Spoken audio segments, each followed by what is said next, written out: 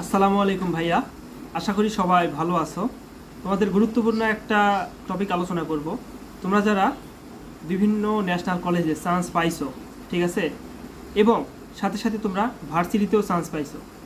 এখন তোমাদের মনের মধ্যে একটা টেনশন জাগতেছে যে আমি ন্যাশনালে ভর্তি হব, ভর্তি তো হয়ে গেছি সেকেন্ড মেরিটে, এখন ভার্সিটিতে ভর্তি হওয়া লাগবে।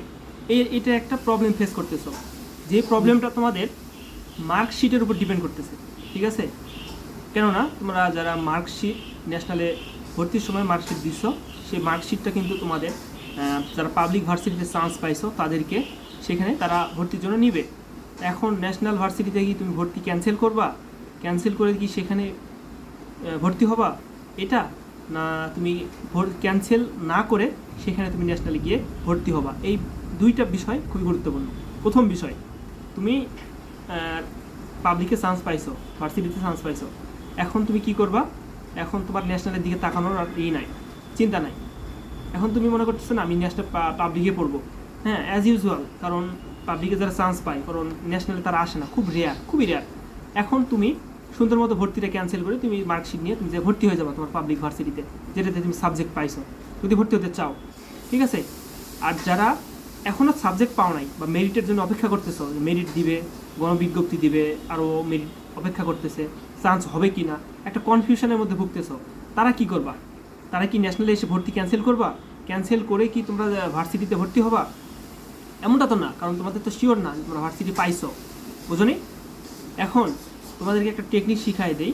সেই টেকনিক হচ্ছে, তোমরা যারা যেই কলেজে ভর্তি আসো সেই কলেজে তোমাদের বিভাগীয় প্রধান স্যারকে গিয়ে বলবা, স্যার আমার মার্কশিটটা লাগবে, ঠিক আছে, মার্কশিট লাগবে। কেন লাগবে? তুমি বলবো, স্যার আমার একটা চাকরির ভাইবা আছে, এই কথা বলবা। তুমি বলবা না যে স্যার আমি অন্য জায়গায় ভর্তি হবো, চান্স পাইছি চলে যাবো। তখন কিন্তু সেই কলেজের টিচার ঝামেলা করতে পারে। ঝামেলা করবে না, কারণ টিচাররা চায় যেন তাদের স্টুডেন্ট ভালো জায়গায় যায়, ঠিক আছে। তো যদি করে, অনেক টিচার থাকে যে নিজের প্রতিষ্ঠান থেকে ছাড়তে চায় না, ঝামেলা করতে পারে, বা বলবে যে 2-3 দিন পর আসো ভর্তি, তারপরে দিব।